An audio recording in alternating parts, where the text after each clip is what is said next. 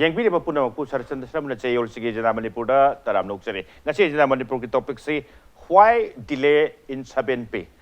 7P say Maruna 7P Commission gi 7 UGC gi adagi Maruna recti Kogi can say Masipitu having demand city yam di Kuira demand over Aduga. Yes, banner Tongan banner the Joint Administrative Council gi Adugumba AMTUC AMGEO gi Kuira demand malady Matusu Marone anomalies kari matang na yanadabagi tangkagama aduga at the same time FEGOCTA the hujikti amagta su kongjungjan bagi 12 February dagi mass protest ki bong the mass mobilization ki kongjang mo phangane na adumaina phongdok pe presi kari kuthangda aduga kota gi kari gi council of teachers association gi kari gi swai su maroina akoi thabak koina siege work toroga demand si makata na changjal pagi phibum si sarkar ki oinadi maroina 7P 7P की Matang 7 commission पे 7 UGC की पे करी मतंग से मैं क्या देखी demand संग संग लगपा करी कुकांड सरकार की साथे हाई की बसे मरोइना मरम जाबा डिमांड अदुमक याउरी हाइबगी वाफम सु फोंदोक पिबा अदुगा at the same time assurance तांकक कैरेक्टर एश्योरेंस दुम PDP बा अदु होजिक फाव कराइदनो यासनबगी तांकक हेक लापकांड कराइदनो मा यानदबगी दुम लेबदुन मरम वरकान होजिक फावदा demand से fulfill तोबुगम दबगी एरिया दुनी अदुन ने से कोई टॉपिक ता डिले तौरसे करी मरम लेबजानो सरकार की साइट की करी दगी हाईवे वाफम सिंग करी सिंग अदुगा ओजा सिंगी माइकै दगी तानपिरिबा M2 MGO की माइकै दी तानपिरिबा स्वाइसिना डिमांड तौदी तौब खितंग हंदुगन सिंग याबा जाला हाइबगी so that अखोइदा academic atmosphere अदुगा Loisang सिंग सरकार लोइसंग सिंग करी सिंग सिदा थबक सोबा अदुगा प्रोग्रेसिव ओइबा अदुगा डेवलपमेंट ओइबा स्टेट अमा ओइना उनिंगबगी वाफम वखलोंदुनी लोइना ngasi कोई एजेंडा मणिपुर के टॉपिक्स ता खनने सरुक याना लेंजिन बिदिबा केस सिंगदी आइगी ये थंग थंग फंबिदि doctor N Somorendro general secretary FEGOCTA ने ये हाना रोजा सोमेंद्रो तराम नोकचरी रोजा सोमेंद्रो की ओइ दे लेंजिन बिदिबा से L Jugindro को कन्वेनर कोटा से काउंसिल ऑफ टीचर्स एसोसिएशन ने ओजा जुगिंद्रो सु तराम नोकचरी ये ओजा जुगिंद्रो की ओइ दा आइगी हेक ये थंग न फमिने जरी बसना Laitonjam Biken general secretary joint administrative council AMTUC अमसुंग AMGEO ने आई ओजा बिकेन सु तराम नोकचरी मरोइना हुजिकसे ओजा अहुमक थमचपताई मरोइना ऑलमोस्ट अदुम कमंदे दु मोइदु ओइदोने अम्ब्रेला डिमांड तौबगी खोंजंगम चंगजलना डिमांड दु कनागी मखादा हाइबगी बैनर खर खेना बखकी वाने अदुगा डिमांड दु ऑलमोस्ट सेमने लौजर कांदा हुजिक फोगुदा ओजा सोमेरंदो एश्योरेंस दुम PDP खिबा मरोने FEGOCTA गी प्रिसाइसली अखोई FEGOCTA मतंग लाकांदा एजुकेशन मिनिस्टर की साइट सु डिमांड सिंग ओजा की डिमांड सिंग से याम रिजनेबल ओवर डिमांड सिंग अदुम ग्याउरी अदुन अथुब मतमदा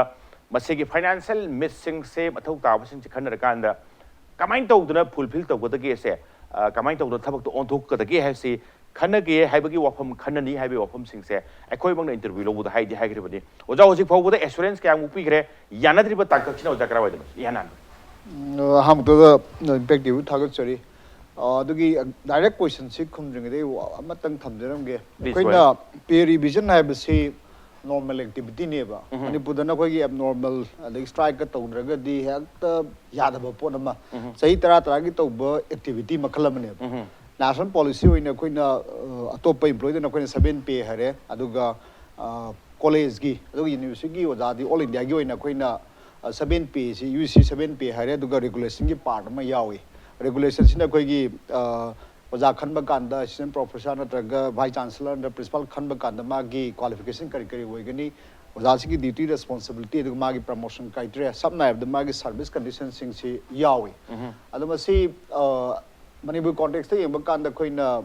गवर्नमेंट इंडिया की नवंबर द थोक्रे पे की कंपोनेंट सिमा अदुगा रेगुलेशन की पास न कोई जुलाई 2018 द थोई अदो नेशनल पॉलिसी मोइना हारिबा पे की कंपोनेंट दुगा रेगुलेशन से अनिमक एडॉप्ट तौदबनी the for the first time in history सी इज समथिंग वेरी स्ट्रेंज एंगोन दी ममांग फावदे कोई पे कंपोनेंट द टीचर्स बोर्ड ने डिमांड तोरमी अदो FEGOCTA की साइड के दी कोई नेशनल पॉलिसी होबनानी सी कंपोजिट स्कीम इन तौबी हाइबसिनी सिगी डिफरेंस में थमजरमगे अदुगा कोइना FEGOCTA की द लाबनीना FEGOCTA से कइनोमता हाइजरगा जसर की वाकम पाकुम लाक्चरगे FEGOCTA से कोइना मणिपुर दे अमंगप मन कोई गवर्नमेंट की कॉलेज की कॉलेज से गवर्नमेंट अमद लिंखते हाँ प्राइवेट की एडेड गवर्नमेंट लौसंगीबने अदु लौसलकान मतम ओजा कॉलेज की ग्रुपिंग सेमगा मामे लौसनब मानबसिंग ऑर्गनाइजेशन सेममे सेमगोक तारगा कोई डीएम कॉलेज GP गुमेन से यावबा अदुगा अमक तारसिना कोई Manipur College Imphal College Sorendrain College kumba singsi ama AB na lay hujik leitre aduga C har jo khangram bau sina Gautam masina khoi gi phal manungda haigana NG College MB College aduga YK College lairam basing di loksing use mai to buni adu pe revision lak pa sida moje punsan ba aduga ngu thugai ba punsan ba thugai ba adubu 2013 sida Imphal College da khoi gi matam dugi amakta ne Gautam ne hariba organization ahum sina khoi smai ma soi lei bisin waitre permanent basis ta apex common body ma same gibne aduna maram waraga khoi gi FEGOCTA gi woinadi matam da leram 28 colleges se khoi gi FEGOCTA unique college ngak tane ba simba leijare sini aduga atopa mana handakti khoina nungai ba haigadra khoina we appreciate civil servant leadership sidai khoi da oppose tawam ta leiti as far as they are concerned karigino hai targadi national policy ni khoi ne to FEGOCTA na tra goja sing same banate madu implement tawba PSU regulations su components ani mak suna tawba haiba sida makhoi di ningai leiti ado laibo afam se khoina mamangi 2018 haiba tare hauji di khra sahi lansan khre sidagi hona khoi takna lak pani ado khoina ultimatum je pire ado khoi mass casual leave 24 September dagi hawi 2019 gi aduga 26 suba sin protest da khoi gi honorable education minister ga famin ga ha merit assurance ma pi khoi thaba oin tawrane na adagi kharam sang toye khoi 15 October 2019 da aduga government na tawktaba khoi leiba ki rang thokpa silere kan se tawktaba stegi la singna nongai taba ani rak pira matungda werakta janda muti sis wak taw se na 28 November sida 2019 da tawraga 27 sida next cabinet ta khoi sungsoi soina puthogani na haire aduga 29 November the cabinet in principle approve tawre mase honorable education minister law thoki bani fo aduga atopa mana hari batam sing conditions payam do khoi FEGOCTA ga tanaraga tawni habis de khoi honorable CM se November kuntra da unare aduga in principle approve tawra matung sidagi thabak se sum leng da kaim tawda aduna maram waraga aikoina oi exam gi oiba factor krasu leigre adu ngasi phawda koi approximately punna 70 days e hele adu marakta koi honare aduga khoi yam nungai ba haje batare anauba team hana gi su yam kana tobira mi koi director commissioner se aduga hojig hojig leiba anauba commissioner director su honorable education minister ke faminaraga 5 February ni koi gi hari latest hoidoi se 5 February 2020 sidadi koi na pe gi component se krai de gi implement toba aduga ngasagi UC regulations adopt tawba si yam detail workout financial involvement aduga different kind of things si yanara matung sida laireba aduna ikoina education harokoi maram sina government to mi leithoki ba nataga thabu torok adusu akoina mun ngai jadabse education tawrakan de akoina unari si education tawdri mamang da kobiraga oda sini sini smai tawbiraga di akoi si amanga hararong adamni aduga hojik last ki khongjang sina akoi 28 January dagi akoi sin protest yo aduga class boy ko 3 February dagi ni aduga ngarang dagi di akoi relay hunger strike se college chalaga asing asim maksu dim college of arts akoi relay hunger strike chali aduga iroi roi badai namu sigi round se thamjaning ba si karigumba government na hari ba akoi taliba 7 UCP regulation 2018 Manipur government college teachers sing ma si torok ta ba targa di 3rd February 14 February dagi koi Dhanmanju University koi PG examination thamgadabu se handamukte koi exam se boycott tawne habigi stage lawre aduna akoina appeal tawjaningba honorable minister education minister do entire cabinet se smai tawna koina oda singda thoga akoi gi tawgadabu thau du sataga leimina dana koi lai su tambagi tawdadana smaina tawhanba se athu matamda losanambiro ado cabinet na final approval se piraga normal academic pbc tawduna sataga koi ga leimina hanba sigi kudong chab se pibiro smai ham round thamjagi okay thank you Biken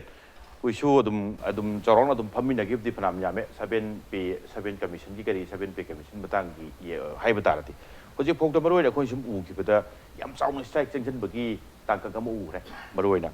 khoi gi GSC Joint Administrative Council gi umbrella makha da leiba department sing kari sing lotion sing gi bayam ma adoi marak tu da khoi na mu u gi base secretariat employee gi tongan bama oina khaido kan da wari sabai tangka amsu udi u gi ba adu hojik phawdo ja anomaly kari matang bahau si karai bahau yana bagi phibam karai bahau yana da ba adu demand dum leidi leiribani somewhere yanabam haite yanabam si yam lu badunara hojik phawdo fulfill tawngam drise adu repeated assurance si oja Biken adum di thamgi demand di male Joint City Council da tangka character strike tangka character ugre adu hojik phawdo maroi na koina khangning se common what common people want to know how the 7P si pithokpada thengthari maram si karini oidiru no si hanan khangbo ibri na oja hoji pokto assurance se adum di piraga samara kara no ma thabuk to onthok pangam da bagi area si oja karina mangi si thank you si matanda koi gi je shop AMGEO na 7P ga mari leina koi gi impact TV gi manu huna nei na basida so many koi discussion amasung sida nei na ya koi nei na re na koi khalle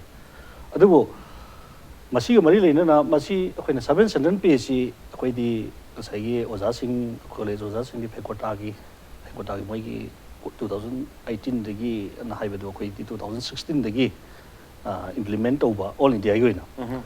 all India gi 2016 dagi implement torpanina koi di all India gi na norm sida koi gi sidagi hauna koi para pi ga dabni haibadi man si mamangi government hojik lai government gi mamangi government dagi Congress government Congress government dagi haidare sidagi hauna koi demand si tawar lakpani adu mamangi government na 7P si yamna technical oiba amasung leiba posida mamangi government si na akhoi payment committee na amadi sembiramaga kha thaba thabuk temda ngasai gi togidre tobuna ngamdre haibagi wari duni tobuna ngidre duga hadak laiba government anoba akhoi kai khun jariba honorable chief minister ngthomam biren maga mana tam si paira matungda khoina magi anoba chief minister mo oibagi nungaiba amasung akoina 7P si mamangi Congress government na ngasai gi piba ngamandaba posak ama akoina anoba government sida akoina asa magaloina na koi Manipur da leiba employee section khudimak maruina 7P gi kanaba phangdaba employee section khudimak musu pensioner sing koi punna koi nungaiba magaloina na akoi gi mangonda thajaba ngaloina na maka unara matungda 7P si honorable chief minister nong thongmen birena akoi pibam thokpa employees singi se hitara tra khudingi revise tauba automatically piba yaba polamanina akoi pigani agi phul khawde pigada natiga na wari se yamna ma gi phagi oi kari bai khoi da hairki ba yam nungai ba wahi haitare ko khoi di yam nungai ba wahi di oi ba mana smai piragani adu mana pigani na thajaba si akoi ma 5 times unare 5 times unaraba matungda mana thajaba mayam di piba ada thajaba pidingai maraksida thajaba kitangju samjinjarage wari si ko thajaba pirakpa ga loinana akoi appointment akoi gi maruina chimisa gu unaba uziksi unaba khotpa loiba ayaba koina PBO na makata na thaboi onthok tabsing do PBO na akoi hoji appointment si ka to tawrgus leibani ada thoiba order si tasengna akoina pamiba 11/2016 dagi restore effect oina 7P into toji Manipur da leiba employee section khudimak amasung pensioner sing gi phangdam thokpada phangan bi on haiba demand ni koi lengdaba demand ada masi ona tainabada 1st April 2020 dagi 7P si pigani aduga 1st April 2019 dagi na 31st March 2020 boxina koi free revised rate 7P si pigani na maitong order ma tholak pai da ara si order si akoina hek tholak paga akoina masi order si akoina honorable chief minister akoi joint minister council AMTUC AMGEO gi akoi apun ba joint akoi wifam ma pangthu abatung da masi thoiba order si kadai bu ya ba ya da ba ju koi kumna khanar batung da akoi si order si akoi ya ba ngamoy na initin akoi pi da ba batung da haiba sing di thaboi na pangthok piyo na akoi haijaba ne do haiba thaboi na pangthok tab dagi akoi mask ki jele ba adagi around 1 years kum bane akoi 7P gi matang da independence is voice strike to ba de makan ma kha kya gi sit and protest to ba de mass is decent to ba department akoi department samaga lairiba manga gi akoi representative sim yauna department khudemak to bane do si marak sida secretary employee khara haitare akoi ni strike kana to ngai sida moi group ama haitare moi group ama si MOU sign ge hetok salak pi gumba sumba khara leigre ado mamang da koina pami ba poti 7P si 11/2016 all India yoina chanar panina ada on India yu chanabni na khoiju chi ꯈꯨꯗꯣꯡꯆꯥꯕꯁꯦ ꯐꯪꯍꯟꯕꯤꯔꯕꯅꯤ ꯑꯗꯣ ꯍꯟꯗꯛꯇ ꯏꯅꯧ ꯅꯧꯅ ꯍꯟꯗꯛꯀꯤ 26 January republic ꯗꯦꯗ ꯑꯩꯈꯣꯏꯒꯤ honourable ꯑꯩꯈꯣꯏꯒꯤ president of ꯏꯟꯗꯤꯌꯥꯅ ꯑꯩꯈꯣꯏꯒꯤ speech ꯄꯤꯕꯗ ꯃꯥꯅ ꯑꯃ ꯍꯥꯏ ꯋꯥꯟ ꯅꯦꯁꯟꯁ ꯋꯥꯟ ꯇꯦꯛꯁ ꯑꯃꯁꯨꯡ ꯋꯥꯟ ꯃꯥꯔꯀꯦꯠ ꯀꯥꯏꯅ ꯍꯥꯏ ꯑꯗꯣ ꯑꯩꯈꯣꯏ ꯃꯅꯤꯄꯨꯔꯗ ꯂꯩꯔꯤꯕ 7 ꯁꯦꯟꯇ꯭ꯔꯦꯜ ꯄꯦꯒꯤ ꯏꯟꯖꯣꯏ ꯃꯄꯨꯡ ꯐꯥꯅ ꯇꯧꯕ ꯉꯝꯗ꯭ꯔꯤꯕ ꯏꯁꯦꯡ ꯁꯦꯡꯅ ꯍꯥꯏꯕꯗ ꯑꯩꯈꯣꯏ ꯏꯝꯄ꯭ꯂꯣꯌꯤ ꯄꯦꯟꯁꯤꯅꯔꯁꯤꯡ ꯃꯁꯤ ꯋꯥꯟ ꯇꯦꯛꯁꯀꯤ ꯋꯥꯟ ꯅꯦꯁꯟꯒꯤ ꯊꯤꯑꯣꯔꯤꯗꯨꯗꯗꯤ ꯇꯦꯛꯁꯇꯤ ꯑꯗꯨꯝ ꯑꯩꯈꯣꯏ ꯑꯣꯜꯔꯦꯗꯤ ꯊꯤꯔꯦꯕ ꯑꯗꯨꯒ ꯏꯟꯗꯤꯌꯥꯒꯤ ꯃꯐꯝ ꯈꯨꯗꯤꯡꯃꯛꯇ ꯐꯪꯉꯤꯕ ꯈꯨꯠꯁꯨꯃꯟꯗꯤ ꯃꯣꯏꯒ ꯑꯩꯈꯣꯏꯒ ꯈꯨꯠꯁꯨꯃꯟꯁꯤ ꯍꯟꯊꯅ ꯑꯩꯈꯣꯏ ꯑꯃ ꯐꯪꯍꯜꯂꯦꯕ ꯑꯗꯣ ꯐꯪꯍꯟꯕꯒꯤ ꯋꯥꯐꯝꯁꯤ ꯑꯣꯅꯔꯦꯕꯜ ꯄ꯭ꯔꯦꯁꯤꯗꯦꯟ ꯑꯣꯐ ꯏꯟꯗꯤꯌꯥꯅ ꯑꯩꯈꯣꯏꯒꯤ ꯏꯟꯗꯤꯌꯥꯒꯤ ꯔꯤꯄꯕ꯭ꯂꯤꯛ ꯗꯦ ꯅꯨꯃꯤꯠꯀꯤ ꯃꯥꯡꯑꯣꯏꯅꯅ ꯄꯤꯕ ꯁ꯭ꯄꯤꯆꯇꯗꯤ ꯏꯟꯗꯤꯌꯥꯁꯤ ꯔꯤꯄꯕ꯭ꯂꯤꯀꯥꯟ ꯀꯩꯅꯣꯅꯦꯅ ꯃꯣꯏꯅ ꯄꯤ ꯑꯗꯣ ꯑꯩꯈꯣꯏꯅ ꯄꯥꯝꯖꯔꯤꯕ ꯄꯣꯠꯅ one nation one tax one market ꯍꯥꯏꯕꯒꯤ ꯊꯤꯑꯣꯔꯤꯗꯨꯗ ꯄꯨꯁꯜꯂꯛꯑꯒꯗꯤ ꯑꯩꯈꯣꯏꯁꯨ ꯏꯟꯗꯤꯌꯥꯒꯤ ꯁ꯭ꯇꯦꯠ ꯈꯨꯗꯤꯡꯃꯛꯇ ꯐꯪꯉꯤꯕ 7 ꯁꯦꯟꯇ꯭ꯔꯦꯜ ꯄꯦꯒꯤ ꯀꯥꯟꯅꯕꯁꯦ ꯑꯩꯈꯣꯏ ꯃꯅꯤꯄꯨꯔꯗ ꯂꯩꯔꯤꯕ ꯏꯝꯄ꯭ꯂꯣꯌꯤ ꯁꯦꯛꯁꯟ ꯈꯨꯗꯤꯡꯃꯛꯇ ꯃꯁꯤ ꯀꯥꯟꯅꯕꯁꯦ ꯐꯪꯍꯟꯕꯤꯌꯨ ꯁꯤꯅꯤ ꯑꯗꯨꯅ ꯁꯤꯗꯩꯗ ꯑꯩꯈꯣꯏꯅ ꯍꯥꯏꯖꯅꯤꯡꯉꯤꯕ ꯄꯣꯏꯟꯅ 2016ꯗꯒꯤ ꯂꯝꯖꯦꯟ ꯆꯦꯟꯈ꯭ꯔꯕ ꯀꯥꯡꯕꯨ ꯑꯃꯒ 2020ꯒꯤ ꯑꯦꯄ꯭ꯔꯤꯜ ꯑꯃꯗꯒꯤ ꯂꯝꯖꯦꯟ ꯆꯦꯟꯕ ꯀꯥꯡꯕꯨ ꯑꯃꯒ ꯃꯁꯤ ꯀꯩꯗꯧꯉꯩꯗꯁꯨ ꯑꯩꯈꯣꯏꯅ ꯂꯝꯖꯦꯟ ꯆꯦꯟꯕꯗ ꯑꯩꯈꯣꯏꯅ ꯀꯝꯄꯤꯇꯤꯁꯟ ꯌꯥꯎꯔꯦꯅ ꯍꯥꯏꯔꯒꯁꯨ ꯑꯩꯈꯣꯏꯒꯤ ꯂꯩꯔꯤꯕ ꯐꯤꯕꯝꯁꯤꯅꯗꯤ 2016ꯗ ꯆꯦꯟꯈꯤꯕꯗꯨꯅ ꯍꯦꯟꯅ ꯑꯦꯗꯚꯥꯟꯁ ꯑꯣꯏꯒꯅꯦꯕ ꯑꯗꯨꯅ ꯑꯩꯈꯣꯏꯗꯤ ꯍꯧꯖꯤꯛꯇꯤ ꯌꯥꯝꯅ ꯆꯥꯎꯈꯠꯂꯛꯄ ꯌꯥꯝꯅ ꯀꯩꯅꯣ ꯂꯩꯔꯕ ꯃꯇꯝꯁꯤꯗꯗꯤ ꯑꯩꯈꯣꯏꯒꯤ ꯐꯪꯐꯝ ꯊꯣꯛꯄꯁꯤꯡꯗꯨ ꯃꯇꯝ ꯆꯥ ꯆꯥ ꯄꯤꯕꯁꯤ ꯄꯥꯝꯕ ꯍꯥꯏꯇꯥꯔꯦ ꯑꯗ ꯍꯧꯖꯤꯛꯁꯤ ꯑꯩꯈꯣꯏ ꯃꯔꯛꯁꯤꯗ ꯏꯝꯄ꯭ꯂꯣꯌꯤꯁꯤꯡꯁꯤ ꯃꯥꯏ ꯃꯥꯏ ꯒ꯭ꯔꯨꯞ ꯃꯌꯥꯝ ꯑꯃ ꯃꯥꯏ ꯃꯥꯏ ꯏꯟꯇꯔꯦꯁꯇ ꯍꯥꯏꯇꯥꯔꯦ ꯃꯥꯏ ꯃꯥꯏ ꯏꯟꯇꯔꯦꯁꯇ ꯃꯥꯏ ꯃꯥꯏꯒꯤ ꯇꯧꯕ ꯃꯌꯥꯝ ꯑꯃꯁꯨ ꯂꯩꯕ ꯑꯗꯨꯅ ꯑꯩꯈꯣꯏꯅ ꯍꯧꯖꯤꯛ ꯄꯥꯔꯤꯕ ꯑꯩꯈꯣꯏꯅ ꯂꯥꯛꯏꯕ ꯄꯣꯠꯇꯤ ꯉꯔꯥꯡꯗꯁꯨ ꯑꯩꯈꯣꯏ ꯁꯦꯀꯦꯟ ꯁꯦꯇꯔꯗꯦ ꯉꯔꯥꯡꯁꯦ ꯑꯩꯈꯣꯏ ꯁꯦꯟꯇ꯭ꯔꯦꯜ ꯑꯦꯛꯖꯤꯀ꯭ꯌꯨꯇꯤꯚ ꯀꯥꯎꯟꯁꯤꯜꯒꯤ ꯃꯤꯐꯝ ꯄꯥꯡꯊꯣꯛꯄꯅꯤ ꯃꯁꯤꯒꯤ ꯑꯦꯖꯦꯟꯗꯥ ꯑꯁꯤ ꯏꯟ ꯄ꯭ꯔꯣꯄꯔ ꯏꯝꯄ꯭ꯂꯤꯃꯦꯟꯇꯦꯁꯟ ꯑꯣꯐ 7 ꯁꯦꯟꯇ꯭ꯔꯦꯜ ꯄꯦ ꯑꯁꯤ ꯀꯔꯤꯒꯤꯗꯃꯛꯇ ꯆꯠꯅꯔꯤꯗꯤ ꯍꯥꯏꯔꯒ ꯑꯩꯈꯣꯏ ꯀꯦꯁ ꯄꯦꯃꯦꯟ ꯇꯧꯕ ꯃꯇꯝꯗ ꯀꯃꯥꯏꯅ ꯇꯧꯕ ꯈꯣꯠꯄ ꯁꯤ ꯃꯌꯥꯝꯁꯦ ꯑꯩꯈꯣꯏ ꯊ꯭ꯔꯣꯂꯤ ꯑꯩꯈꯣꯏ ꯌꯥꯝ ꯀꯨꯞꯅ ꯅꯩꯅꯩ ꯑꯗꯣ ꯆꯤꯞ ꯁꯦꯀ꯭ꯔꯦꯇꯔꯤꯅ ꯄꯤꯕ ꯏꯟꯁꯨꯔꯦꯟꯁ ꯑꯩꯈꯣꯏ ꯆꯤꯞ ꯁꯦꯀ꯭ꯔꯦꯇꯔꯤ ꯎꯅꯔꯨꯕ ꯑꯗꯩ ꯇꯦꯛꯅꯤꯀꯦꯜ ꯁꯦꯁꯟ ꯀꯥꯟꯅ ꯑꯩꯈꯣꯏ ꯃꯃꯥꯡꯗ ꯎꯅꯔꯨꯕ ꯈꯣꯠꯂꯨꯕ ꯃꯌꯥꯝꯗꯒꯤ ꯃꯤꯇꯤꯡꯗ ꯄꯤꯔꯛꯄ ꯑꯣꯅꯔꯦꯕꯜ ꯆꯤꯐ ꯃꯤꯅꯤꯁꯇꯔꯅ ꯑꯩꯈꯣꯏꯅ 5ꯔꯛ ꯎꯅꯔꯨꯕꯗ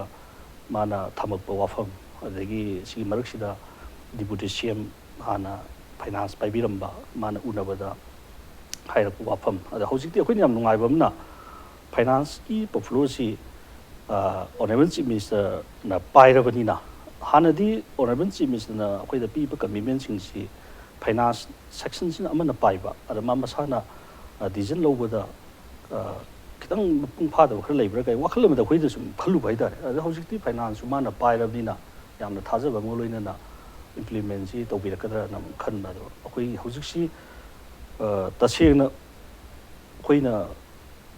थमदिंगिबा पॉइंट दि तसेंगना अखोइना हाइबा सिंगसि मास एजुकेशन जी जंक्शन दिनाइदा अखोइ अपॉइंटमेंट म पीबीओ अपॉइंटमेंट दो पीरगा अदुदा करिनो कुमाइ तौबनो दो स्टिल अपॉइंटमेंट से पीबीओ हाइबगी वारि दुनि सम सम दाइ होजि फोंदा मंगा राग उनखरे जॉइंट एडमिनिस्ट्रेटिव काउंसिल एमटुक अमसुंग एमजीओ गा होजि फोंदा सांगसिना खोंजंग चंगचलकपदा उनगी बिस्ते मंगारक सुरे एश्योरेंस अदुम थमदि थमकी अदुबु एनोमलीजी मतंग हेक लाकपकांदा 7 सेंट्रल पे से इन टोटो 2016 दगी फुकलगा पीयू हाइबगी वाफम दुने अदुगा सोमदना मदु 2018 दगी होगी हेबे नते 18 नते 20 दगी पीने 20 दगी पीगे हेबे 20 दगी पीगे हेबे वाफम सिंग गरि सिंग स्वाइदा यानादबगी मरोइना डेड लॉक की एरिया सिनी होजि फावदा लेरिसे होय मतुंग तारकपदा खरा हंदोन की वाफम सिंग यानानब सिंगी अदुगा करिगुम कांदा स्टेट इटसेल्फ फाइनेंशियल क्रांचेस लेबिसना बर मोर कांदा मरम चारगा सु पीबगम दबगी एरिया ओइब्रा काइसे दु मतंग आउदोंग लाक्सगे जजुगिंद्रो मोर काउंसिल ऑफ टीचर एसोसिएशन की मतंग लाकपकांदा मसले अखोई 7 सेंट्रल पे की करी की बतांग अदुगा 7 यूजीसी की पे की बतांग सिंग करी सिंग दी हेफे चौक मोरी दी सादे सारे काउंसिल ऑफ टीचर एसोसिएशन की डिमांड से अखोइना रेक्टिफिकेशन हाइबगी एरिया हम दी लेदि लेदबो अदो नहान मखै अखोइना उबो वाटपनरा नत्रगा अखोइना कोवरेज तौबदो यौदबनरा कैनोमदी लेबदी ओइदोइनिको फेगोक्तागी करीगे मुक्तागी अदगी इवन जॉइंट यूनिवर्सिटी काउंसिल करीगी मसवाइदा डिमांड सिंग से खरा दुम उरगा स्ट्राइक सिंग करी सिंग सी उरगा लाके सोफा काउंसिल ऑफ टीचर एसोसिएशन की लाकपकांदा डिमांड सी मरोइना कयाम कुइबिरे अदुगा सोफा होजि फोबदा राउंड ऑफ टॉक आइदी वारी साबगी खोखिबा लेरब्रा ꯑꯗꯨꯒ ꯁꯣꯐꯥ ꯄ꯭ꯔꯣꯇꯦꯁꯇꯤ ꯎꯕꯗꯤ ꯐꯪꯉꯦ ꯄ꯭ꯔꯣꯇꯦꯁ ꯍꯥꯏꯗꯤ ꯗꯤꯃꯥꯟꯒꯤ ꯄ꯭ꯔꯣꯇꯦꯁ ꯑꯃꯗꯤ ꯑꯩꯈꯣꯏ ꯑꯗꯨꯝ ꯎꯕꯗꯤ ꯐꯪꯉꯦ ꯀꯃꯥꯏꯅ ꯊꯝꯕꯤꯅꯤ ꯊꯦꯡꯛ ꯌꯨ ꯇꯁꯦꯡꯅ ꯃꯁꯤ ꯑꯍꯥꯟꯕꯃꯛꯇꯗ ꯑꯩꯅ ꯊꯝꯖꯅꯤꯡꯉꯤꯕꯁꯤ ꯌꯥꯝ ꯁꯥꯡꯉꯕ ꯗꯤꯃꯥꯟꯅꯦ ꯍꯥꯏꯖꯕ ꯇꯥꯏ ꯑꯣꯀꯦ ꯂꯥꯏꯕꯛ ꯐꯕꯅꯤ ꯏꯟ ꯋꯥꯟ ꯁꯦꯟꯁ ꯑꯁꯨꯃꯥꯏꯅ ꯇꯧꯅ ꯁ꯭ꯇ꯭ꯔꯥꯏꯛ ꯀꯨꯝꯕ ꯀꯔꯤꯒꯨꯝꯕ ꯇꯧꯗꯅ ꯑꯩꯈꯣꯏꯒꯤ ꯑꯣꯖꯥꯁꯤꯡꯒꯤ ꯑꯣꯏꯕ ꯀꯩꯅꯣꯁꯤꯡꯁꯤ ꯃꯌꯥꯝꯗ ꯎꯠꯇꯕꯁꯦ ꯃꯁꯤ ꯎꯕꯤꯗꯕꯁꯤꯃꯁꯨ ꯑꯩꯈꯣꯏ ꯂꯥꯏꯕꯛ ꯐꯕꯅꯦꯅ ꯍꯥꯏꯖꯒꯦ ꯃꯔꯝꯗꯤ ꯑꯣꯖꯥꯁꯤꯡꯁꯤ ꯇꯣꯂꯣꯞꯀꯤ ꯃꯇꯥꯡꯗ ꯁ꯭ꯇ꯭ꯔꯥꯏꯛ ꯇꯧꯏ ꯑꯗꯨꯒ ꯑꯇꯩ ꯑꯇꯩ ꯂꯥꯛꯄ ꯃꯇꯝꯗꯗꯤ ꯇꯧꯗꯦꯅ ꯍꯦꯛ ꯍꯥꯏꯕꯤꯔꯛꯄꯒꯨꯝꯕ ꯑꯗꯨꯒ ꯑꯩꯈꯣꯏꯅ ꯃꯗꯨꯒꯤ ꯃꯇꯥꯡꯗ ꯊꯝꯖꯅꯤꯡꯉꯤꯁꯤ ꯑꯩꯈꯣꯏꯁꯤ ꯍꯧꯖꯤꯛ AMTUC AMGEO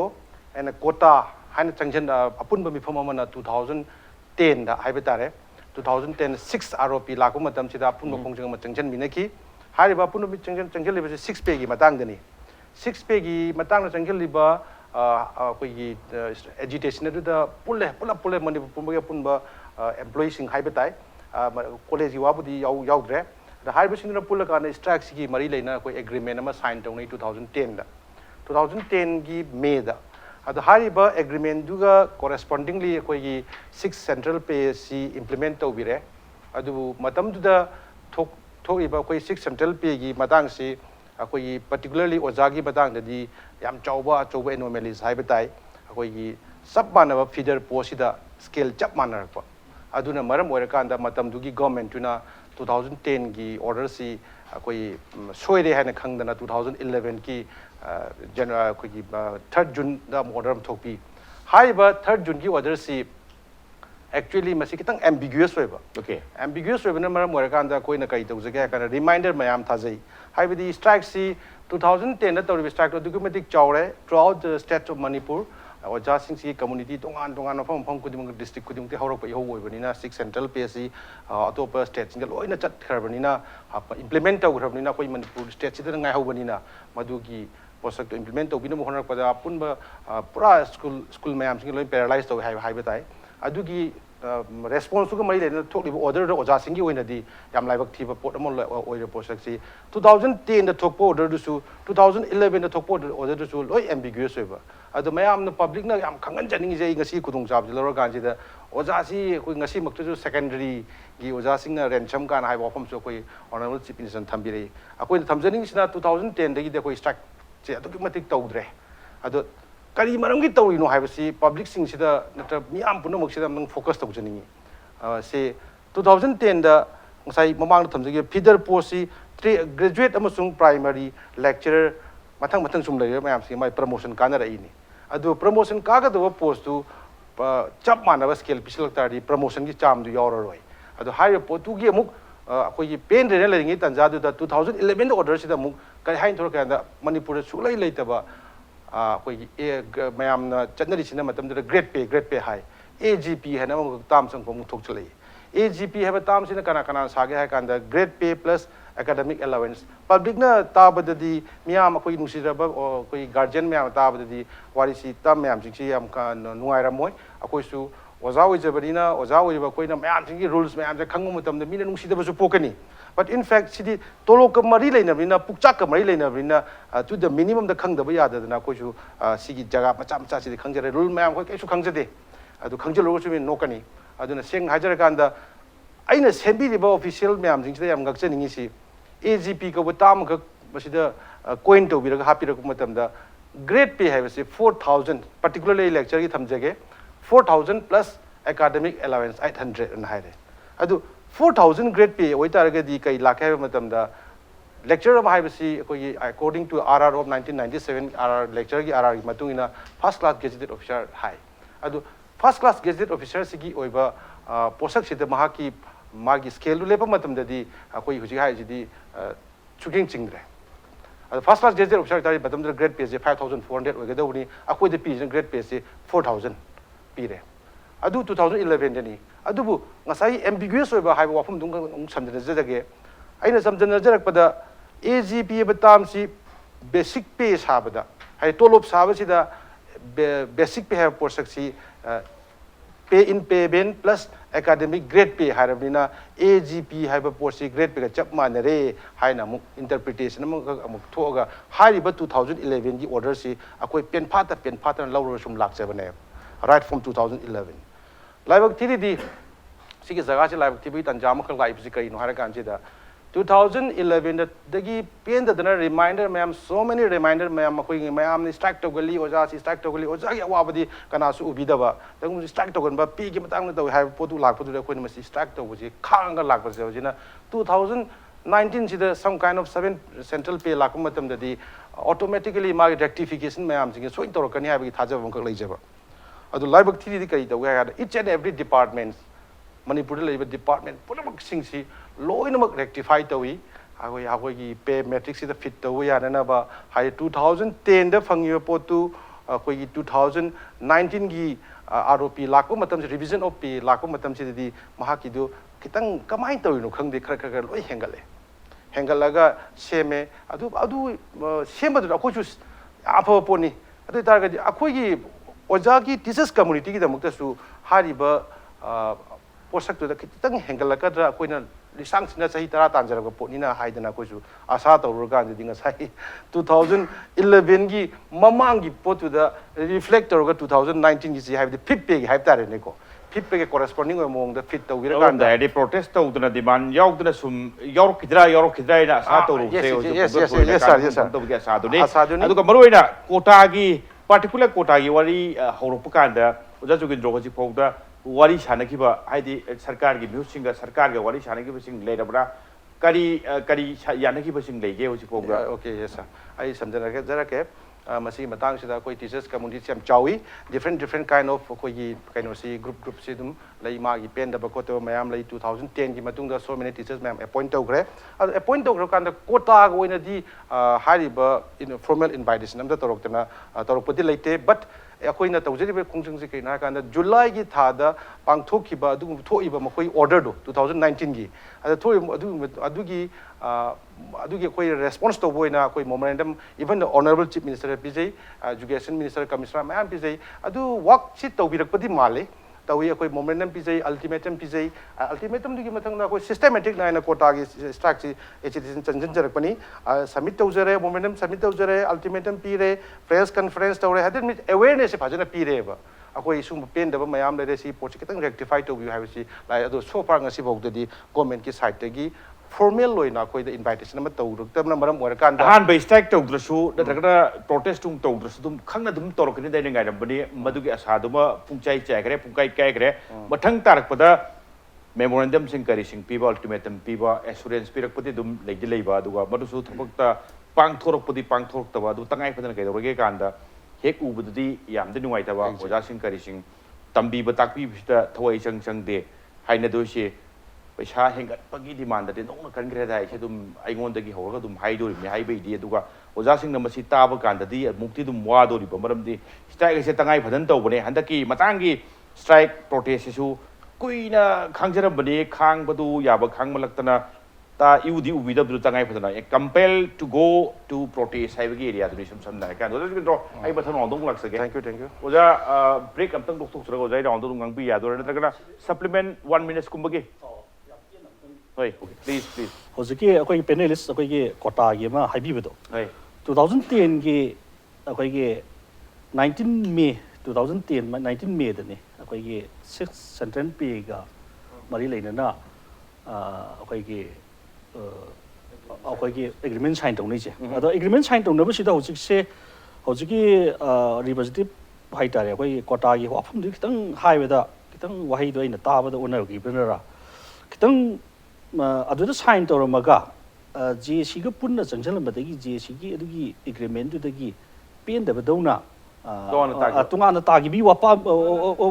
nong tawba am yawba aduda hujigi point da ina thamjingni point na aduda agreement sign tawni se quota gi representative ahum yawi ko aduda quota gi representative ahum yawi adu haiba kanu si 6 page anabadani hoigi 7 pay gi matang nate 6 pay gi in particular yam seng na hare kanda yare da kasu samam no leite aduga adugi du tudunga there is no any du tudunga gano to adigi sidigi makhata na sidigi akoi yawgaroi na yawdabagi hujipoi still yaw akoi GSC AMTUC AMGEO na jangjan ba khongjang gundimakta ꯀꯩꯝꯇ ꯌꯥꯎꯗꯅ silent ꯂꯩꯈꯤꯕꯗꯣ ꯑꯩꯈꯣꯏ ꯁꯤꯒꯤ ꯑꯦꯒ꯭ꯔꯤꯃꯦꯟꯁꯤꯗꯒꯤ ꯑꯃ ꯍꯥꯏꯕꯤ ꯋꯥꯍꯩ ꯑꯃ ꯇꯥꯕꯗ ꯂꯥꯟꯅ ꯄꯦꯒꯤ ꯃꯇꯥꯡꯒꯤ I clarify to let me clarify. Hojiki sida adugi pot kemta laite there's argument kem laite hariba 19 May 2010 da agreement sigi matungda thoklaiba order do thoklaiba order sida kai lakai matamda graduate amasung primary si chap manana matamduki sarkar na order do pen da samamnaba pen da fauli hai yes exactly ai oja somendro laksapte oja ai break no thukcharage adugo break matung lakcharage oja break ke matung impact news ge janda manipur yang bhi punam ke pamda tuna puduna laksage impact news mi yang ta duna lebio break ke matung yang bhi punam bu amkuna tara noksare oja somendro panelist se oja hogre round si chorofom sumsat urabina ateina panelist ngang bi pasing kari singdu supplement on be area sing yaursu ten takna dum supplement to bu yarne aduga I site thamjaningi sina sarkar se taseng mukti ngasi se aina hire kanu haitare ministry level da aina telephone tawdi tawjob telephone se phangdaba sunday go ibane aduga leiribo weather sigi kanu sta phangdaba su rambe ain khalle network nungai tabi su rambe ain khalle yaudi yawning ba yahon janingba yaudramina karim kwanda ai host isa se sarkar gi mong da haitai sum question kara sum wazara su thamji thamaka doni goja aduga maro oja somedro ai haije do oja pdm pening mani oja FEGOCTA kari gi demand sing maram de dum cha di chaba paisa se pharak taman tau ini ne haira de oja kari khumbi thori gi seni oja dai khumjage ba ai samak se political economy da khogi use project su tawi kai no da khoi se paisa leite harga khoi se yam chawthok chaba nongai ba paisa leite kai hona da bisi adugi nongai tab na khoi fund constraints kai do boi no what are the factors aduga kamai to ya ga dagi se da project su tawe ba ada khoi na chob me paisa leite se khoi se aninge ba adai da anoba government wagera hanai government wagera just look at this point ko center paisa pire adai khoi gi paisa do phasan se na ba hitre utilization tha bangam dre I think more than 500 crores tha bangam dre utilization aduna marom paisa pirak dre ada mamangi 13 finance commission gi 14 finance commission se la hujin 15 ni ko si lak pa kan state home si moi gi paisa ji phajana season nei hedana 14 finance commission na state home bonus pi 1500 crores ni ko extra pirin da khoi gi jana laiba paisa do phajana se na bai dre khoi record tham dre yam kai ni ngai na marom da di mayar madi Manipur se du ge da yam sok thok che na hai du ai na khangna bai mana ba khra su lei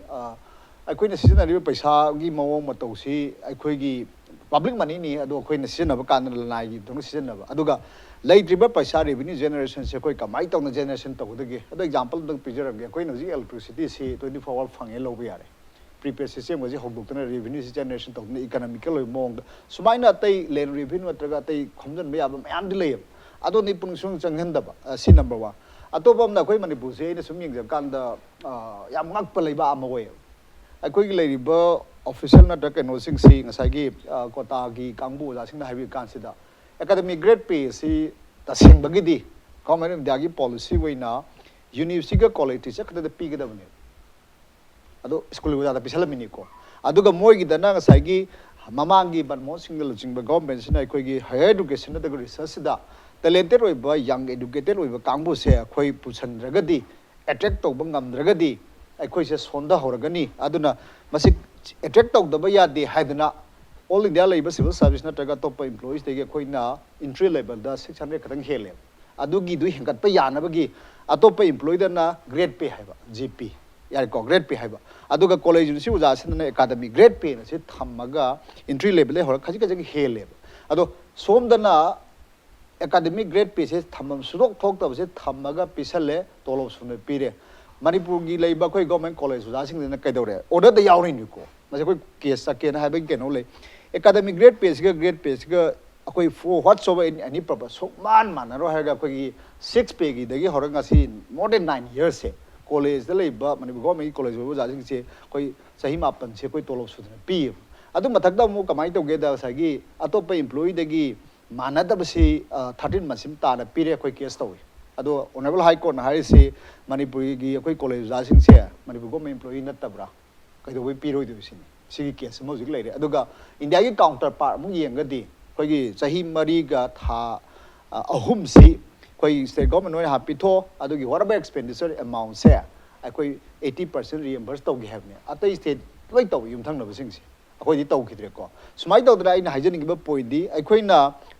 RRꯒꯤ ꯃꯇꯥꯡ ꯂꯥꯛꯀꯥꯟꯗ college ꯑꯣꯖꯥꯁꯤꯡꯗꯤ ꯌꯥꯝ very clear ꯑꯗꯣ ꯃꯇꯝ ꯆꯥꯅ ꯉꯁꯥꯏꯒꯤ regulation ꯅꯠꯇ꯭ꯔꯒ ꯁꯤ ꯄꯥꯔꯠꯁꯤ adopt ꯇꯧꯗꯕꯅꯤꯅ college ꯑꯣꯖꯥ ꯑꯣꯏꯔꯕ ꯀꯥꯡꯕꯨꯁꯤꯗ ꯑꯩꯈꯣꯏꯗꯤ ꯌꯥꯝ ꯗꯤꯃꯣꯔꯦꯂꯥꯏꯖꯦꯁꯟ ꯐꯥꯎꯕꯁꯦ ꯑꯩꯈꯣꯏ ꯆꯍꯤ 10 ꯁꯨꯔꯁꯨ ꯄ꯭ꯔꯣꯃꯣꯁꯟ ꯀꯥꯗ꯭ꯔꯤꯁꯤ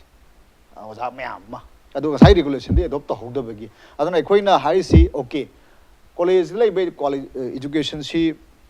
ꯑꯩꯈꯣꯏ ꯏꯁꯥꯃꯛꯅ ꯅꯠꯇ꯭ꯔꯒ ꯑꯣꯖꯥꯁꯤꯡꯅ ꯄꯕ꯭ꯂꯤꯛꯅ ꯍꯥꯏꯔꯛꯄꯒꯤ ꯅꯠꯇꯕ ꯑꯩꯈꯣꯏꯅꯁꯨ ꯌꯥꯝ ꯁ꯭ꯇꯔꯣꯡꯂꯤ ꯐꯤꯜ ꯇꯧꯋꯦꯕ ꯁꯝꯋꯦꯌꯔ ꯁꯝꯊꯤꯡ ꯑꯩꯈꯣꯏ ꯌꯥꯝ ꯊꯤꯅ ꯁꯣꯏꯔꯦ ꯃꯁꯤꯒꯤ ꯑꯦꯀꯥꯗꯃꯤꯛ ꯑꯣꯏꯕ ꯄꯣꯠꯁꯦ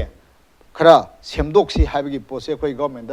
कोई थम्मी अदुगदी इतौ तोरक्ते अदुगा कोईगी सिनतब अतोपा पोट अमने कोईना फेगोक्तागी साइटगिदी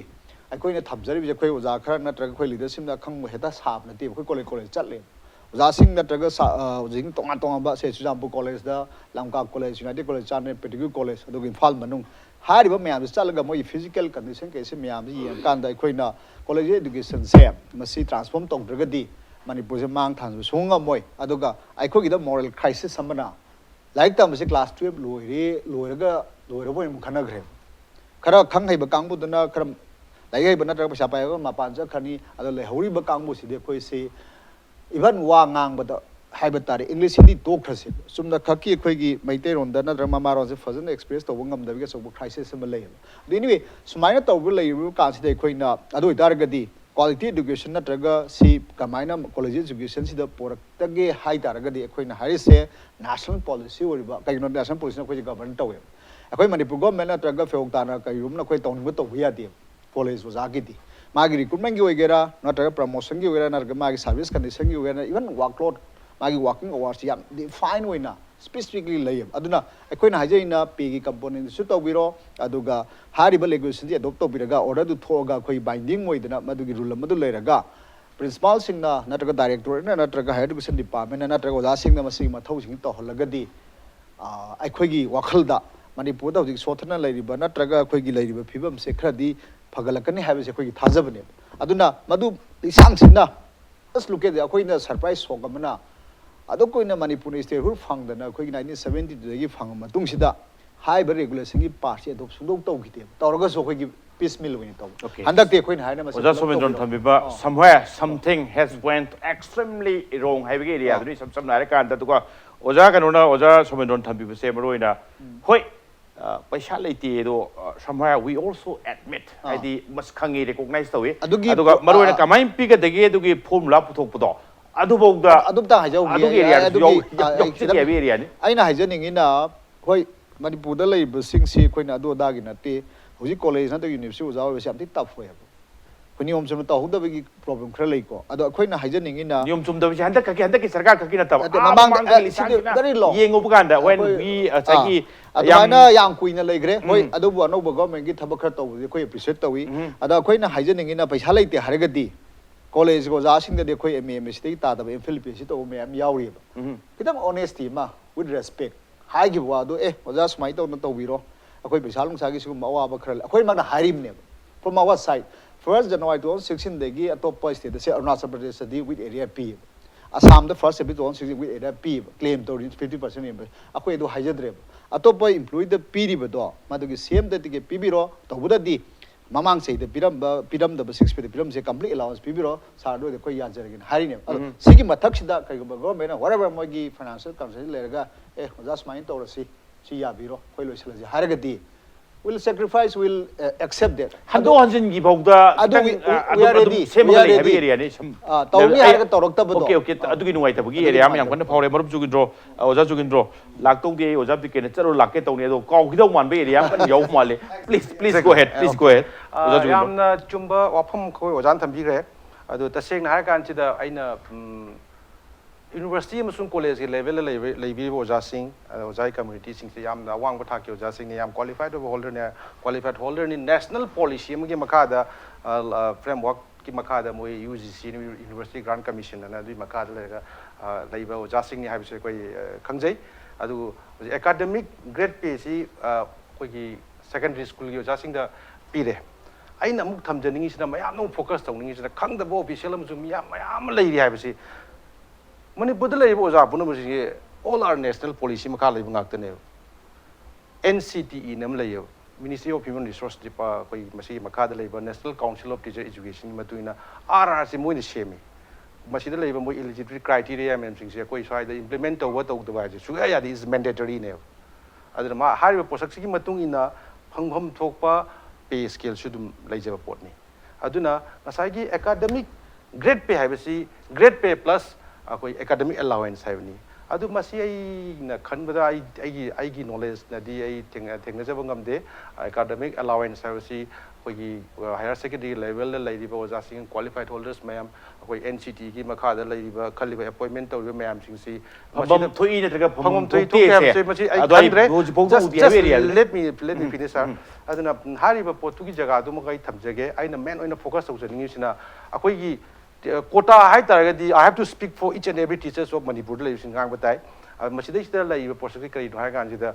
graduate teacher ai samak higher secondary lecture mathematics takse bani adubu graduate teacher amaga akoi gi government assembly bujida carpenter storekeeper amaga tailor gumba refrigerator mechanic gumba siga pay scale manan ba grade pay the 2800 thambi ba hai simadi khati tang heman bra ju khali aduga te rectification 7 pay si la matung dagi di akoi college gi di 7 pay chatribina moi khra emotional khra oigani aduga pot cham chungani aduga 7 pay si ate ti akoi mayam si loi chatna kan si da mu oja sing sida kitang amu hard tawri sina kaina kan da rectification gi matang sida oja sing kita mayam gi tungana thambi baga iroina na handa han ba post sima iroina na akoi gi status quo se ngak ta ba magi feeder post amaga amaga kain tawda example hayabu ojik pijage carpenter ga store keeper ga graduate teacher nga mana ba graduate teacher is actually graduate post ni ma won graduate post ki mathak ta ma train over dakar oi ni aduga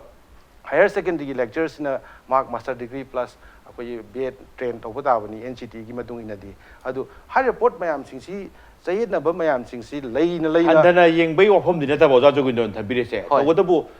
mi magi quality wise su khangbiu responsible gi part su khangbiu so that paisa yam phangba phangda budura mani kitang di karai dro ma akhoi gi su akhoi to jeri si ga hona jeri si ga hai gi field to tong ga bani thank you oja Jugindro ina khamjading se kitang misunderstanding leitana bi wafam ni ko oja Somorendro moro ngasai gi national policy gi makha da leibani aduga ngasai gi ojan thambi gi buduna council gi haidi graduate college level gi nataba makoi da khoi gi grade pay pi matang do pibum thok top da pi hai bado oja kanonida aina thamjading bse piba aina hajading ai hajani adoi do subject to confirmation thamama kanda ngasi gi oina ti kitang area to kitang hadi poinam ta gai jo don jin gi wafam ni go horen roshal kanda madwa area do nungai te ai sengdok ti hai gi area do leitam ni go ati poinam ko thamjo gi ba khoina yam nungai ta bse ta sembagi di mamang gi khoi gi 5th pay da di all india service labor MCS MPS na college za sing si University of Sing koi 8,800 bisek pirambe 6 pay ding sai academic grade pay si hapsal laga tolop si khena gre ba ai na college University of Sing 21,600 phangkan da all India service IS IPS na 21,000 phange 600 hele ko adu Manipur gi organized service MCS MPS ta sem mo su 21,000 phang da bane ba adu Manipur da semdo ga moi se 14,700 ka pi raga adu moi na direct government oiribra khangde anomaly semgidre adu moi na hayang IS IPS ka oira kanduda madugi recover tawni khamde mani tawgre aina hajaringi da khoi gi Manipur da lairiba any except all India service natana atai si tawning ba toraga service ta lairiba kamu si am khoi taw sawning ba phone base okay masi yam nungai sai in the name of high but the phajaba local area adjustment edo Manipur ai horoga system se khara sumo tho sin pai ha ya mi khudem du semdok sanju do kam tak semdok kare but ti karim kan da gyan men ta da khoidok chawning mo dum phone bagi area du thank you oja biken sai aina thamdi thamjagre same almost oja Somorendro thamjag paisa ti leitabagi phibu mamdi financial like some problem khare dum state dum mamang gi hona andak sarkar ki na tab mamang da sudum pe gi matang la kan da congress ki lenamba sarkar su kai su pi bada pidi piningi ne hai wali dum ta ba du pithok podi ya da bai ngam da ba karai da rom samwa akhoi gi paisa gi khau hai tai hek phaktu yong kan da yaw rom do ba aina piru ba ka insurance ka commitment se ka hai gi area ado area do ja kitang uba phangibra aduga karim kan da ngai oja AMTUC AMGEO gi oina di 2016 dagi ne strictly tawri ko aina paisa phim jeni ya da yarak tra kitang handu jeng ya wi phim leidori bran tra kana khoi 2016 gi son halaroi da dum leidori bro ja kamai tham bi si matang se ngasai oja sing na chu ngasai ge ayamba pe anomaly gi una ayamba ꯑꯣꯏꯅ ꯆꯠꯇꯣꯔꯦ ꯑꯗꯨꯒ ꯃꯁꯤꯗ ꯑꯩꯈꯣꯏꯅ ꯊꯝꯅꯤꯡꯉꯤꯕ ꯄꯣꯏꯟꯁꯤ ꯁ꯭ꯇꯦꯠꯁꯤꯗ ꯄꯦꯒꯤ ꯁ꯭ꯇ꯭ꯔꯛꯆꯔꯁꯤ ꯍꯥꯟꯅꯗꯤ state pen ꯆꯠꯅꯔꯝꯕꯅꯤ ꯑꯗ state pen ꯆꯠꯅꯔꯝꯕꯗꯒꯤ joint administrative council of AMTUC AMGEOꯅ ꯂꯥꯏꯑꯣꯟ ꯁꯤꯌꯔ ꯂꯧꯔꯒ ꯃꯔꯨꯑꯣꯏꯅ ꯑꯦꯄꯦꯛꯁ ꯕꯣꯗꯤ ꯑꯃ ꯑꯣꯏꯅ ꯁ꯭ꯇꯦꯠ ꯄꯦ ꯆꯠꯅꯔꯝꯕꯗꯒꯤ ꯁꯦꯟꯇ꯭ꯔꯦꯜ ꯄꯦ ꯆꯠꯅꯍꯟꯕꯤꯌꯣꯅ ꯃꯇꯝꯗꯨꯒꯤ ꯒꯚꯔꯟꯃꯦꯟ ꯑꯩꯈꯣꯏ ꯂꯩꯈꯤꯗ꯭ꯔꯕ ꯖꯣꯏꯆꯟꯗ꯭ꯔꯅ ꯆꯤꯐ ꯃꯤꯅꯤꯁꯇꯔ ꯑꯣꯏꯕ ꯃꯇꯝꯗ ꯑꯩꯈꯣꯏ ꯁꯕ ꯁꯦꯟꯇ꯭ꯔꯦꯜ ꯑꯩꯈꯣꯏ 4 ꯄꯦꯁꯤ ꯉꯁꯥꯏꯒꯤ ꯐꯪꯅꯕꯒꯤꯗꯃꯛꯇ ꯑꯩꯈꯣꯏ ꯑꯀꯟꯕ ꯑꯦꯖꯤꯇꯦꯁꯟ ꯆꯪꯉꯝꯃꯤ ꯑꯗ ꯑꯗꯨꯒꯤ ꯑꯦꯖꯤꯇꯦꯁꯟꯁꯤꯗ ꯑꯣꯡꯂꯤ ꯑꯩꯈꯣꯏꯅ ꯃꯇꯝꯗꯨꯗ JC of AMTUC AMGEOꯅ ꯂꯥꯏꯑꯣꯟ ꯁꯤꯌꯔ ꯂꯧꯔꯒ ꯑꯗꯨꯗ ꯑꯩꯈꯣꯏ ꯏꯟꯗꯤꯄꯦꯟꯗꯦꯟꯠ ꯁꯤꯖꯣꯏ ꯁ꯭ꯇ꯭ꯔꯥꯏꯛ ꯆꯪꯁꯤꯟꯕꯁꯤ ꯑꯦꯔꯥꯎꯟ 15 daysꯒꯨꯝꯕ ꯆꯪꯁꯤꯜꯂ ꯃꯇꯨꯡꯗ ꯃꯇꯝꯗꯨꯒꯤ ꯆꯤꯐ ꯃꯤꯅꯤꯁꯇꯔ ꯑꯣꯏꯕꯤꯔꯝꯕ ꯑꯩꯈꯣꯏ ꯃꯤꯡ ꯑꯣꯏꯅ ꯄꯟꯖꯕꯗ ꯖꯣꯏꯆꯟꯗ꯭ꯔꯅ ꯆꯤꯐ ꯃꯤꯅꯤꯁꯇꯔ ꯑꯣꯏꯔꯝꯕꯁꯤꯗ ꯍꯥꯏꯕ ꯁ꯭ꯇꯦꯠ ꯄꯦꯗꯒꯤ ꯁꯦꯟꯇ꯭ꯔꯦꯜ ꯄꯦꯁꯤ ꯑꯩꯈꯣꯏ ꯑꯗꯨꯃꯥꯏꯅ ꯆꯠꯅꯕ ꯐꯪꯈꯤ ꯑꯗꯨꯕꯨ ꯃꯇꯝꯗꯨꯗ ꯍꯧꯖꯤꯛ ꯑꯣꯖꯥꯁꯤꯡꯒꯤ ꯋꯥꯈꯜꯂꯣꯟꯗ ꯁꯨꯃꯥꯏꯅ ꯇꯧꯅ ꯄꯦ ꯁ꯭ꯇ꯭ꯔꯛꯆꯔ ꯁꯦꯝꯃꯛꯄ ꯃꯇꯝꯗ ꯍꯟꯊꯅ ꯌꯦꯡꯕꯤꯔꯦ ꯌꯦꯡꯕꯤꯗꯦ ꯀꯥꯏꯅ ꯍꯥꯏꯕ ꯅꯨꯡꯉꯥꯏꯇꯕ ꯑꯃ ꯐꯤꯜ ꯇꯧꯔꯤꯁꯦ ꯃꯇꯝꯗꯨꯗꯗꯤ ꯊꯣꯏꯅ ꯁ꯭ꯇꯦꯠ ꯄꯦ ꯆꯠꯂꯝꯕꯗꯒꯤ ꯁꯦꯟꯇ꯭ꯔꯦꯜ ꯄꯦ ꯆꯠꯂꯝꯅꯤꯅ ꯁꯦꯟꯇ꯭ꯔꯦꯜ ꯄꯦꯗ ꯏꯟꯇꯣꯇꯣ ꯆꯠꯅꯈ꯭ꯔꯕꯅꯤꯅ ꯑꯗꯨꯗ ꯄ꯭ꯔꯣꯕ꯭ꯂꯦꯝ ꯂꯩꯇꯦ ꯅꯝꯕꯔ 2ꯗ 5th ꯄꯦꯗ ꯑꯃꯨꯛ ꯂꯥꯛꯑꯦ 5th ꯄꯦ ꯀꯃꯤꯁꯟꯁꯤ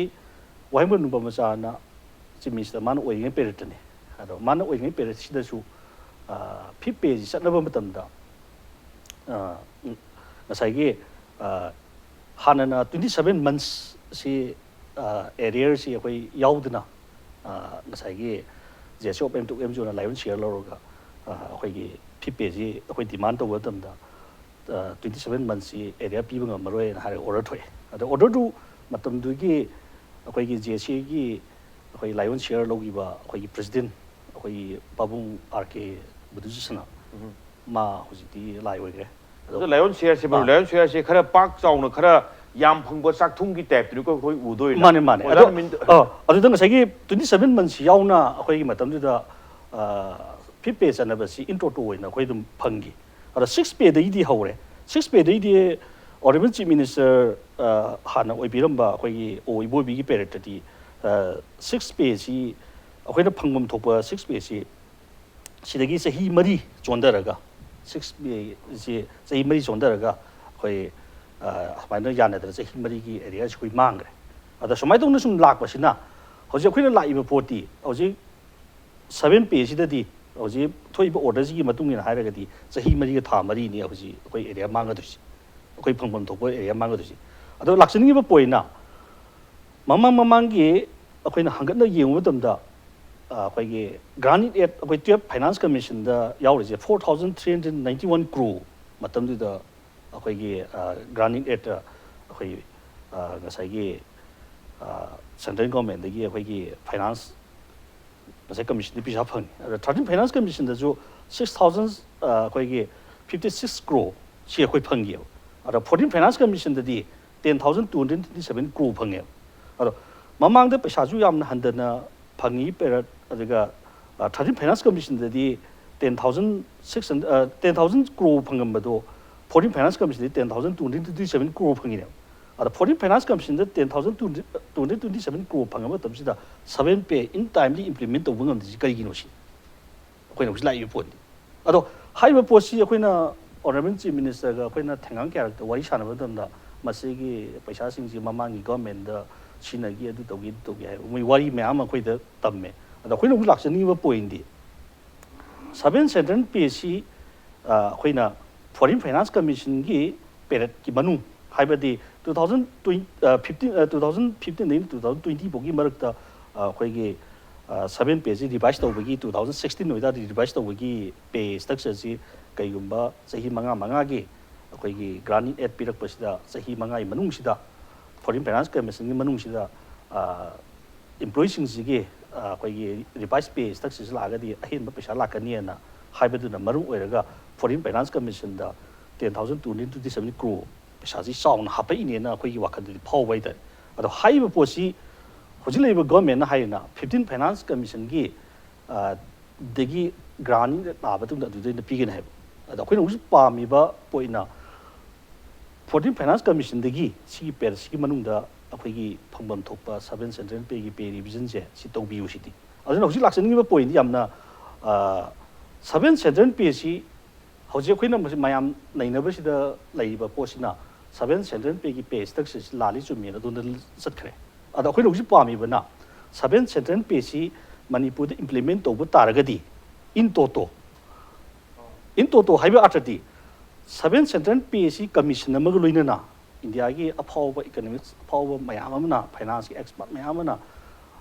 ꯑꯩꯈꯣꯏ ꯄꯥꯔ ꯀꯦꯄꯤꯇꯥ ꯏꯟꯀꯝ ꯑꯃꯁꯨꯡ ꯑꯩꯈꯣꯏ ꯀꯟꯖꯨꯃꯔ ꯄ꯭ꯔꯥꯏꯁ ꯏꯟꯗꯦꯛꯁꯀ ꯀꯥꯜꯀꯨꯂꯦꯁꯟꯁꯤ ꯍꯣꯠꯂꯒ ꯄꯣꯠꯀꯤ ꯃꯃꯜꯁꯤ